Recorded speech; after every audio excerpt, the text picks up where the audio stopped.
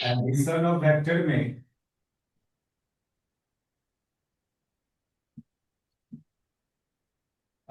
सबसे पहली बात तो तुम दो वेक्टर को ऐड और सब ऐड करोगे तब जब दोनों का फिजिकल नेचर सेम हो, ये वेलोसिटी तो ये भी वेलोसिटी होना चाहिए, तब कुछ हम्म। रिजल्ट आएगा। लेकिन तुम वेलोसिटी में जाएगी जोड़ने किसको, एक्सेलरेशन को, तो ये गलत बात। डिफरेंट फिजिकल क्वांटिटी का फिजिकल नेचर का वेक्टर को ऐड सब्सट्रैक्ट नहीं किया जाता है, सेम फिजिकल नेचर का होना चाहिए। ठीक है। Yes sir. तो मेन इसमें एक ट्रिएंगल लॉ है। वेक्टर क्वांटिटी को ज्योमेट्रिकली ऐड और सब्सट्रैक्ट किया जाता है और स्केलर हम्म। क्वांटिटी को algebraically. Vector quantity geometric law of addition and subtraction को फॉलो करेगा। जो फिजिकल सिचुएशन मिलता है उस फिजिकल सिचुएशन को, अब जैसे कि मान लो फ्यूचर में हम लोग जब रिलेटिव वेलोसिटी पढ़ेंगे तो बहुत सारे न्यूमेरिकल्स है। जैसे कि वाटर का वेलोसिटी होगा, स्विमर का वेलोसिटी होगा।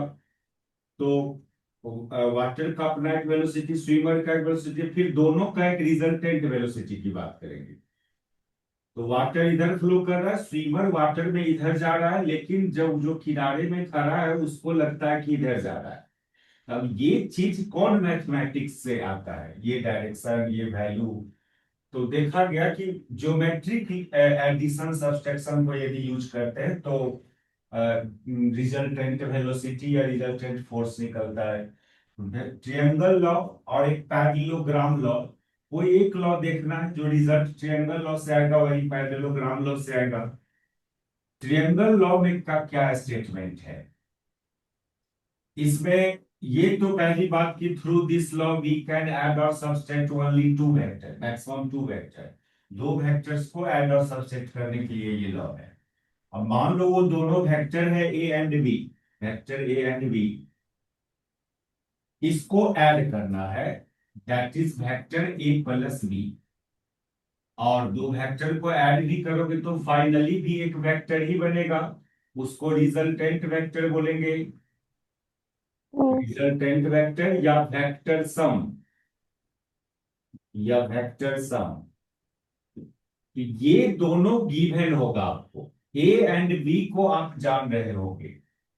ए and B are known, are known, ये दोनों को जान रहे हो, मीन्स इस दोनों का मैग्नीट्यूड एंड डायरेक्शन जान रहे हो।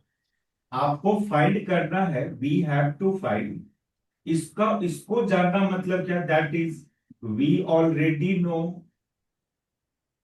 We already know magnitude and direction of vector A and B, and we have to find magnitude and direction of vector R।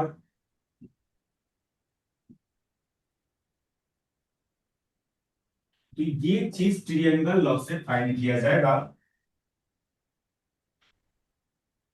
देखते रहो, इसको हम भेज देंगे रिकॉर्डिंग, वहां से उतार लेना यार। ठीक है। ठीक है सर। तो थोड़ा जल्दी जल्दी मिटाएंगे इस सब बात को। तो ट्रायंगल लॉ से रिजल्टेंट का मैग्नीट्यूड एंड डायरेक्शन फाइंड करना। अब ट्रायंगल लॉ का हम यहाँ स्टेटमेंट नहीं लिखने जा रहे हैं, मीनिंग समझा रहे हैं। ट्रायंगल लॉ का पहला करना है क्या, कि जिस दो वेक्टर को ऐड करना है उस दोनों वेक्टर को पहले ज्योमेट्रिकली रिप्रेजेंट करो, उसका ज्योमेट्रिकल रिप्रेजेंटेशन कीजिए। इनिशियली वेक्टर ए आपको इस तरह से गिवन होगा, इसका मैग्नीट्यूड और मान लो डायरेक्शन ड्यू ईस्ट। अब वेक्टर बी गिवन होगा आपको, सपोज करो 3 मीटर पर सेकेंड, और डायरेक्शन में मान लो दे दिया हम आपको 60 डिग्री नॉर्थ ऑफ ईस्ट। तो इस तरह से इनिशियली दोनों वेक्टर गिवन होगा और इसको ऐड करना है। तो ट्रायंगल लॉ का पहला पार्ट जो है वो कहता है क्या, कि आप इस दोनों का पहले ज्योमेट्रिकल रिप्रेजेंटेशन करें। इस दोनों की, इसको बोलते हैं सिंबॉलिकल रिप्रेजेंटेशन। सिंबॉलिकली वेक्टर को इस तरह से डिनोट किया जाता है। तो सबसे पहले आप इसका ज्योमेट्रिकल रिप्रेजेंटेशन करोगे। ज्योमेट्रिकल रिप्रेजेंटेशन में north east west south draw करो। नॉर्थ ईस्ट वेक्टर ए तो ड्यू ईस्ट, दैट इज एक ईस्ट के अलॉन्ग होगा, और vector B 60 degree north of east, यानी ईस्ट से नॉर्थ की तरफ 60 डिग्री, बाद वाले से पहले वाले की ओर 60 डिग्री। तो एक वेक्टर ड्रॉ करो जो ईस्ट से नॉर्थ की तरफ 60 डिग्री। नॉर्थ। ये हुआ दोनों का ज्योमेट्रिकल रिप्रेजेंटेशन। हम्म। तो जिस दो वेक्टर को ऐड करना है वो आपको स्टार्टिंग में इस तरह से गिवन होगा, आप पहले उस दोनों का ज्योमेट्रिकल रिप्रेजेंटेशन कर लेना। अब ट्रायंगल लॉ का सेकेंड पार्ट है क्या, इस दोनों वेक्टर को यूज करके ट्रायंगल फॉर्म करेंगे, इस दोनों को यूज करके ट्रायंगल फॉर्म करना। अब ट्रायंगल कहोगे, ट्रायंगल में तो तीन साइड होता है, ये दो वेक्टर तो दो ही साइड को रिप्रेजेंट कर पाएगा ट्रायंगल का, तो सफिशियंट है। आपको किसी ट्रायंगल का दो साइड दिया, तीसरा साइड आप खुद ड्रॉ कर लोगे।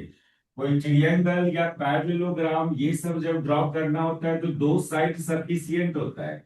मान लो ये दो साइड दिया तो इसके पैरेलल और इक्वल आप ले लोगे एक साइड अपने आप, इसके पैरेलल और इक्वल ले लोगे तो अगला दो साइड खुद ड्रॉ कर लोगे।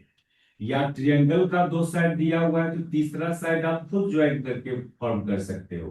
तो इस दोनों वेक्टर को यूज करके पहले ट्रायंगल फॉर्म करेंगे। इसको चार तरह से ट्रायंगल बनाया जा सकता है दोनों वेक्टर को यूज करके। कैसे कैसे वो देखो। कोई क्या करेगा, वेक्टर ए के हेड पर बी का टेल रखेगा और फिर ज्वाइन कर देगा, ट्रायंगल बन जाएगा। कोई क्या करेगा, वेक्टर ए के टेल पर बी का टेल रखेगा और ज्वाइन कर देगा, ट्रायंगल बन जाएगा। या कोई क्या करेगा, वेक्टर ए के टेल पर बी का हेड रखेगा और ज्वाइन कर दोगे, ट्रायंगल बन जाएगा। या कोई क्या करेगा, हेड टू हेड रखेगा। ये चार तरह से ट्रायंगल फॉर्म कर सकते हो इस दोनों वेक्टर को यूज करके। लेकिन हम लोग तो रिस्ट्रिक्टेड हैं according to triangle law. Triangle law कहता है क्या, आप इस दोनों वेक्टर को इस तरह से रखिए कि दोनों का ऑर्डर सेम रहे, यानी दोनों सेम सेंस में रहे। दोनों वेक्टर या तो दोनों क्लॉकवाइज सेंस में रहे या दोनों एंटी क्लॉकवाइज सेंस में रहे। तो उसको उसको ख्याल करेगी तो ये फिगर चलेगा और ये फिगर चलेगा। इसमें देखो, ये दोनों वेक्टर एक ही सेंस में है, दोनों एंटी क्लॉकवाइज सेंस में है। इसमें देखो दोनों क्लॉकवाइज सेंस में है, क्लॉक वाइज सेंस में। दोनों का ऑर्डर सेम है ना। हाँ। लेकिन इस फिगर में देखिए, ए वेक्टर जा रहा है एंटी क्लॉकवाइज और बी जा रहा है क्लॉकवाइज, इसके दूसरा ऑर्डर सेम क्लॉक नहीं है वाइज। दोनों वेक्टर का, तो ये फिगर नहीं हम्म। चलेगा। यहाँ भी ए जा रहा है क्लॉकवाइज और बी आ रहा है एंटी क्लॉकवाइज, तो दोनों का ऑर्डर एंटी सेम क्लॉक नहीं वाइज। हुआ, तो ये दोनों नहीं हम्म। चलेंगे। ठीक है। ठीक है सर।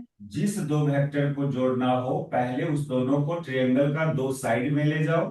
वो कैसे, तो इस हम्म। तरह से रखना कि दोनों का सेंस सेम रहे, या तो दोनों क्लॉकवाइज सेंस में रहे या एंटी क्लॉकवाइज सेंस में। और एंटी ऐसा क्लॉक कब वाइज होगा, सेंस। जब आप हेड टू टेल सजाएंगे। Tail to hmm. टेल सजाएंगे तो दोनों का ऑर्डर सेम नहीं हो पा रहा है, हेड टू हेड सजाओगे तो भी दोनों का ऑर्डर सेम नहीं हो पा रहा है ना। हम्म। Yes sir. ट्रायंगल सही सही बनाना है, हेड टू टेल सजा के ट्रायंगल फॉर्म करना होगा। तो हम लोग मान लो अब इस फिगर को लेके आगे, इसको चाहे इसको में से किसी को भी ले सकते हो। तो फिर लास्ट बात क्या कहता है ट्रायंगल लॉ, कि जो थर्ड साइड है in reverse order opposite order will be resultant of that two vector. ये जो थर्ड साइड है उल्टा ऑर्डर में, ये दोनों गया था एंटी क्लॉकवाइज, तो थर्ड साइड को लोगे क्लॉकवाइज, यानी एरो ऐसे, क्लॉक वाइज। यही रिजल्टेंट कहलाएगा, that is a plus b. इस फिगर में ये दोनों क्लॉकवाइज जा रहा था तो थर्ड साइड को एंटी क्लॉकवाइज ऑपोजिट ऑर्डर में, एंटी क्लॉक वाइज। यानी इसमें एरो ऐसे लगाओगे। ये हुआ यहाँ का रिजल्टेंट। अब देखो ना, दोनों फिगर से तुम देख लो तुम्हारा रिजल्टेंट सेम डायरेक्शन में आ रहा है कि नहीं आ रहा है। हाँ। तो इसलिए दोनों फिगर में से कोई एक चलेगा। चलिए, तो हम लोग इसको अब कोई मैथमेटिकल काम करने के लिए इस फिगर से आगे बढ़ते हैं। ये दोनों तो चलेगा ही नहीं, इस दोनों में से कोई एक लेके आगे बढ़ सकते हो। तो एक थोड़ा सा बड़ा फिगर बनाते हैं हम लोग इसका, और कुछ मैथमेटिकल काम करना है। तो आप मान लो ये वेक्टर ए, ये वेक्टर बी, और ये उस दोनों का रिजल्टेंट। इसमें थोड़ा नोमेनक्लेचर करो, ओ पी एफ। आप सुनाओ, हम लोग जिस दो वेक्टर को ऐड करना है, बोला कि vector A and B are given vector, ये दोनों गिवन होगा आपको। मतलब आप इस दोनों का मैग्नीट्यूड एंड डायरेक्शन आप जान रहे होगे। तो जब इस दोनों का डायरेक्शन जान रहे हो, दैट इज इस दोनों के बीच का एंगल जान रहे हो तब। तो मान लो इस हम्म। दोनों के बीच का एंगल है, let angle between vector A and B is theta. पहले तो इस फिगर में बताइए ये एंगल थीटा कौन होगा, ए और बी वेक्टर के बीच का एंगल बोल रहा है, क्या ये होगा थीटा? ये तो ये तो वेक्टर ए और आर के बीच का है, ए वेक्टर और बी के बीच का तो नहीं है। नहीं, ये भी नहीं होगा। नहीं वो भी नहीं वेक्टर होगा। बी और आर के बीच का है, क्या ये होगा? हम्म। हाँ ये वाला। ये भी नहीं होगा। इससे पहले सर अगर इस ये मतलब कि इस साइड में होगा। वेक्टर ए को ट्रांसलेट करो, हाँ ये होगा ट्रांसलेट एंगल करेंगे बिटवीन और ए एंड बी। हाँ ये लोग, वाला। हाँ हम लोग एक टॉपिक पढ़ते हैं बेसिक में, दो वेक्टर के बीच का एंगल ढूंढना हो तो दोनों वेक्टर का या तो टेल को एक जगह करवाएगी या हेड को एक जगह करवाएगी, तब हेड को एंगल एक जगह ढूंढेगी। पे। हाँ, और हम्म। उस जगह जो स्मॉलर एंगल होता है वो angle between that two vector होता है। यहाँ पर ये smaller angle angle between that two vector होता है।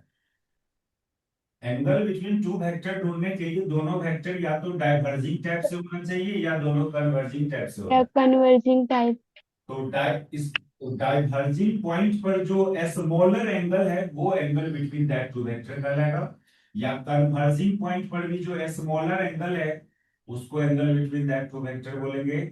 और मान लो कोई एक वेक्टर डाइवर्ज कर रहा हो और दूसरा कन्वर्ज कर रहा हो, जैसे यही देखो ना, ये वेक्टर कन्वर्ज कर रहा है और ये वेक्टर डाइवर्ज कर रहा है। तो पहले इसको आगे मन में ही आगे ट्रांसलेट कर लेगी, मतलब यहां पर आप डॉटेड डाल दो और इस वेक्टर को मन में यहां ले आओ। ट्रांसलेशन, वेक्टर का ट्रांसलेशन, वेक्टर का पोजीशन को चेंज कर देना बिना रोटेट किए हुए, इस बात को बोलते हैं ट्रांसलेट करना या पैरेलल शिफ्टिंग करना। और ऐसा करने से वेक्टर में चेंजिंग नहीं होता है, यहां पर वो ए था तो यहां भी ए ही रहेगा। अब देखो, अब दोनों डाइवर्जिंग टाइप का बना तो जो स्मॉलर एंगल होगा वो angle between that two vector होगा। ठीक है। Yes sir. तो एंगल बिटवीन टू वेक्टर के लिए दोनों वेक्टर का टेल एक जगह करवाना होगा या हेड एक जगह करना होगा। यहाँ पर क्या था, एक का हेड था दूसरा का टेल था, इसको मन टेल। में इधर आगे ट्रांसलेट कर लो तो दोनों का टेल आ जाएगा यहाँ, तो ये हुआ एंगल बिटवीन वेक्टर एंड। हम्म। अब सुनिए, ज्योमेट्रिकल रिप्रेजेंटेशन ऑफ वेक्टर क्या करता है कि कोई इस वेक्टर का जो मैग्नीट्यूड होगा वो इस एरो के लेंथ के बराबर, यानी मॉड ए जो होगा वो ओ ई के बराबर होगा, मॉड बी जो होगा वो ई एफ के बराबर होगा। Yes. Geometrical representation of vector, arrow का लेंथ, हम्म। एरो का लेंथ वेक्टर के बराबर नहीं, वेक्टर के मैग्नीट्यूड के बराबर। ठीक है।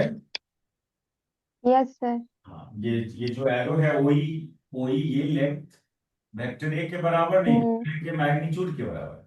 मैग्नीट्यूड के बराबर। सिमिलरली ये जो आर वेक्टर का मैग्नीट्यूड होगा वो किसके बराबर होगा, ओ एफ के बराबर होगा। O F. मॉड आर जो होगा वो ओ एफ के बराबर होगा। तो देखो, hmm. Vector A and B are given, that is we already know this length and this length. नहीं, ए और बी तो यस सर। गिवन वेक्टर है ना, हाँ। इसका मतलब हम लोग ये लेंथ और ये लेंथ जान रहे पहले से। हमको हम्म। आर का मैग्नीट्यूड निकालना है, मतलब ये लेंथ निकालना है, यानी ओ एफ हम्म। फाइंड करना होगा। ये दोनों तो गिवन मानोगे इसको। तो देखिए क्या किया हम लोग, फिजिक्स के बात को ज्योमेट्री में कन्वर्ट कर लिया। रिजल्टेंट का मैग्नीट्यूड निकालना ये फिजिक्स की बात हुआ, और इस एरो का लेंथ फाइंड करना ये तो ज्योमेट्री की बात हुआ। ज्योमेट्री। यानी फिजिक्स वाली बात को अपना मैथमेटिक्स में कन्वर्ट कर लिए। आप एनी हाउ हम्म। ये लेंथ फाइंड कर दो, दैट इज आप रिजल्टेंट का मैग्नीट्यूड फाइंड कर लिया। हम्म। ठीक है। Yes sir. अब चले हम लोग इस लेंथ को कैसे फाइंड करेंगे। ये लेंथ फाइंड करना हो है, दैट इज रिजल्टेंट का मैग्नीट्यूड निकालना। मॉड आर को तुम ऐसे भी लिख सकती है, वेक्टर आर किसके बराबर था, वेक्टर ए प्लस बी के बराबर इसका मॉड। बी के। हम्म। ठीक है। Yes sir. अब ये लेंथ कैसे फाइंड करोगे।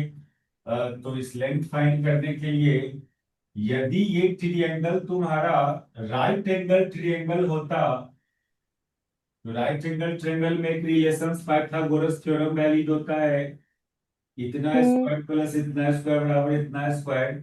इसके लिए ये एंगल हम्म। 90 होना चाहिए। तो यहाँ तो कोई जरूरी नहीं कि ए और बी के बीच का एंगल 90 होगा, ये राइट एंगल ट्रायंगल नहीं भी हो सकता है। तो फिर ये लेंथ कैसे हम्म। फाइंड करोगे। तो इसके लिए ना, एक मिनट, तो सुनो, तो ये राइट एंगल ट्रायंगल नहीं भी हो सकता है, फिर ये लेंथ कैसे निकालोगे। तो यहां पर हम लोग जबरदस्ती इसको राइट एंगल ट्रायंगल में कन्वर्ट करेंगे। उसके लिए क्या करोगे, एफ पॉइंट से एक परपेंडिकुलर ड्रॉ कर देना, वेक्टर ए के डायरेक्शन पर draw perpendicular F N from F to the direction of vector A. ठीक है। Yes sir. अब एक राइट एंगल ट्रायंगल को कौन पूछता है, दो दो को राइट एंगल ट्रायंगल बना। In this way we get to right angle triangle. कौन कौन, एक ये बड़ा वाला ओ एन एफ, और एक ये हम्म। छोटा वाला ई एन एफ। ए। एक ई। बना N. Triangle O N F, और एक बना ट्रायंगल ई एन एफ, दो दो को राइट एंगल ट्रायंगल बना। यस हमको सर। ये ओ एफ निकालना है। तो ये बड़ा वाले हम्म। राइट एंगल ट्रायंगल के लिए ये हाइपोटेन्यूज की तरह बिहेव करेगा ना। हम्म। Yes sir. तो इसके लिए हमको ये बी निकालना होगा, O N and F and perpendicular, hmm. ये फाइंड करना पड़ेगा। तो ओ एन फाइंड करना है, उसके लिए तुमको ओ से ई तक का लेंथ तो ऑलरेडी जान रही हो, जो वेक्टर ए के मैग्नीट्यूड के बराबर होगा इक्वल है। हम्म। ना। Yes sir. ओई, ओई तो ऑलरेडी समझ रहे हो कि वेक्टर ए के मैग्नीट्यूड के बराबर होगा। वेक्टर हाँ, इक्वल। ईएन find hmm. करो किसी तरह, और ईएन फाइंड हो जाएगा तो ओई में जोड़ देना तो ओएन आ जाएगा। और ईएन कहां से फाइंड होगा, ये हम्म। छोटा राइट एंगल ट्रायंगल से ईएन फाइंड होगा। ये छोटा वाले हाँ। राइट एंगल ट्रायंगल में इन ट्रायंगल ईएन एफ, देखो इस राइट एंगल ट्रायंगल के लिए ये बेस हुआ, तो बेस तब निकलेगा जब कॉस थीटा का रेशियो यूज करोगी। Cos theta. Hmm. Cos theta बराबर होता है बेस बाय हाइपोटेन्यूज। इस राइट एंगल ट्रायंगल हाइपोटेन्यूज। का हाइपोटेन्यूज ईएफ है ना, हम्म। Yes sir. ईएफ। फिर क्या करोगे, ईएफ की जगह क्या पुट करेगी, इस एरो की लंबाई की जगह क्या डालेगी आप, मॉड बी। क्या, मॉड। हाँ। Mod B. बोलो ना। अरे ये वेक्टर बी है, तो इस एरो की लेंथ हम्म। मॉड बी ना होगा। Mod B. Yes sir. तो बोलना चाहिए सब बात।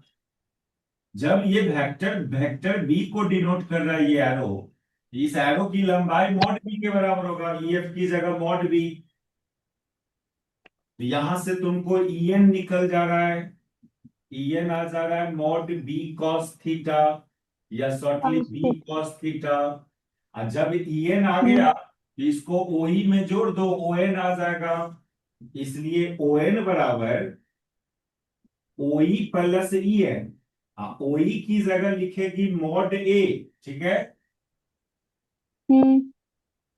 इस एरो की लंबाई किसके बराबर है? ओई। OE का लेंथ किसके कितने के बराबर लिखेंगे?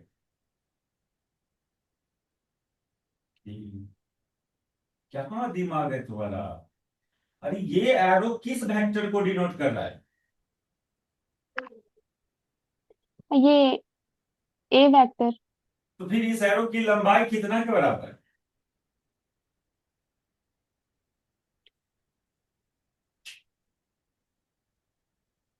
सर ओ। अरे कोई वेक्टर है ए नाम का, अब इसका लेंथ हम पूछे तो ये किस लेंथ, एरो का सर लेंथ किसके बराबर होता है? ये मैग्नीट्यूड। तो ये बात क्यों नहीं, इतना नहीं हेल्प करेगी, इतना केयरलेस रहेगी तो कैसे होगा? वही जो होगा मॉड ए के बराबर होगा ना। हम्म। वही की जगह ये नहीं बोल रही। क्या हुआ? हेलो? Yes sir. क्या बोलो, क्या पूछ रहे हैं तुमसे?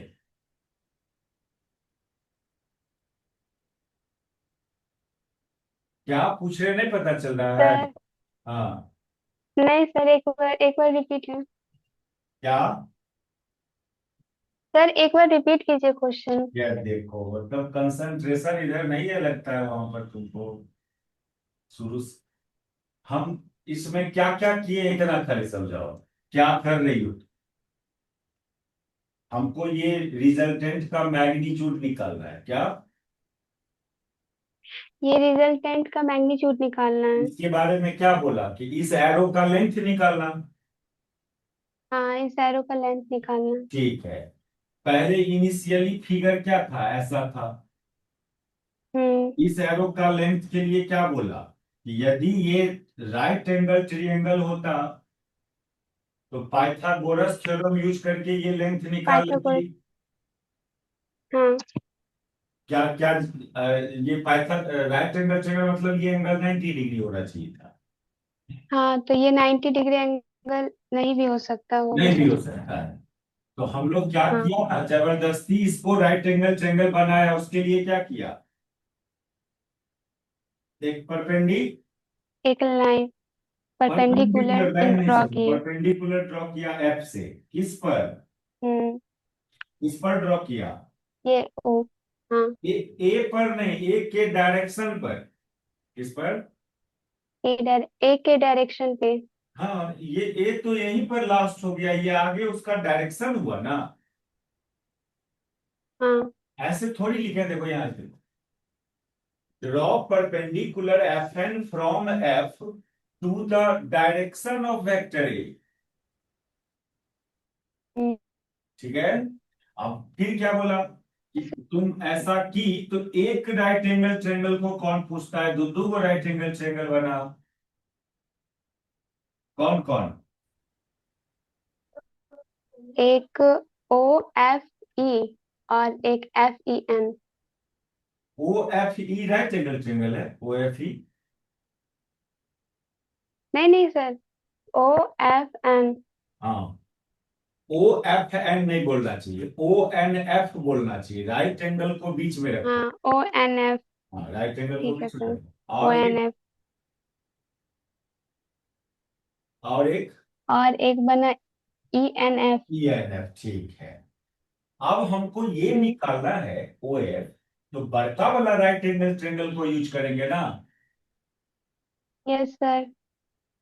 ये हमारा हाइपोटेन्यूज कहलाएगा, और ओ एन बेस होगा और एफ एन परपेंडिकुलर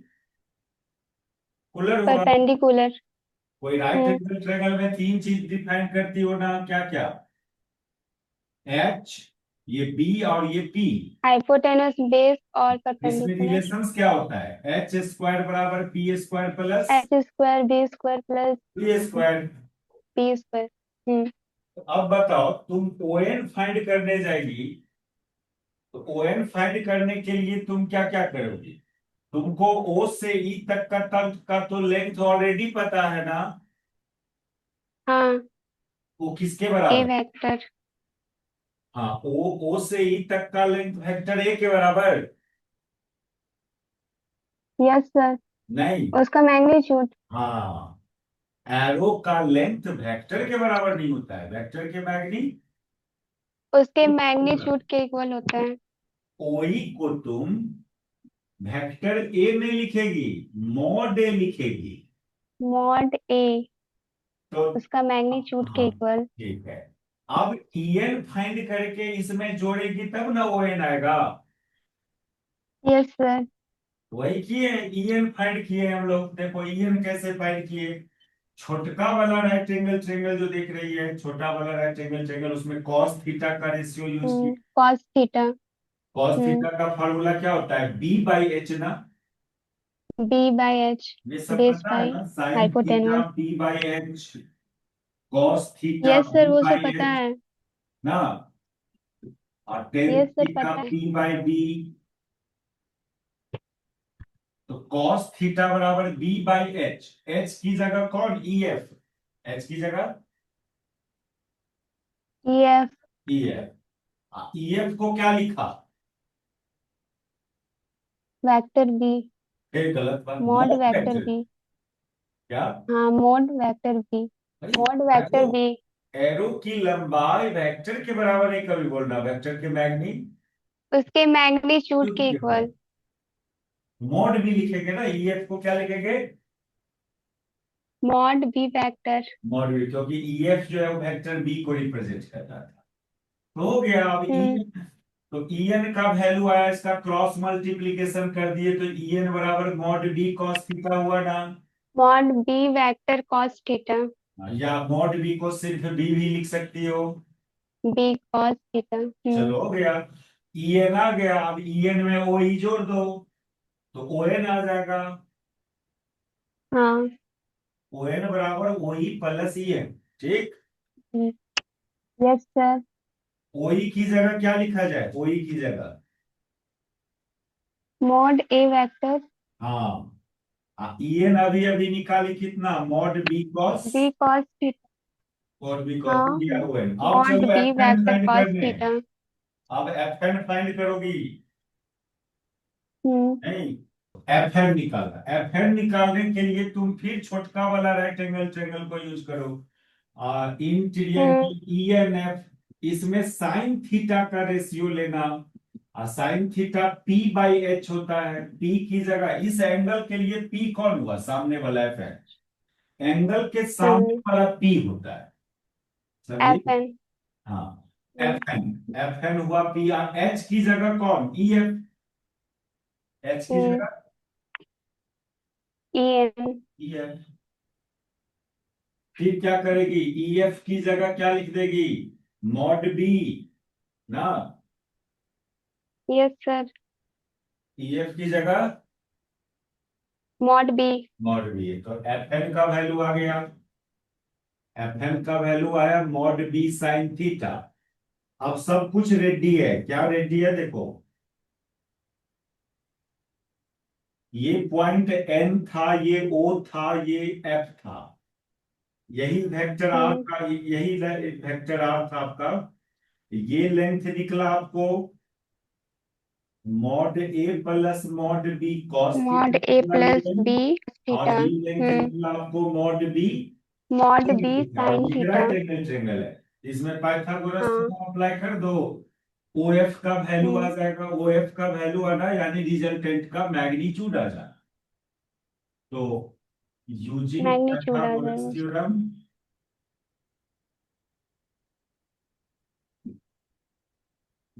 क्या करेगी यहाँ पर? ओ एफ स्क्वायर बराबर O N square plus F N square ना। Yes sir. O F S O F, अच्छा, ओ एफ की जगह क्या पुट करेगी? ओ एफ की जगह मॉड आर पुट करेंगे।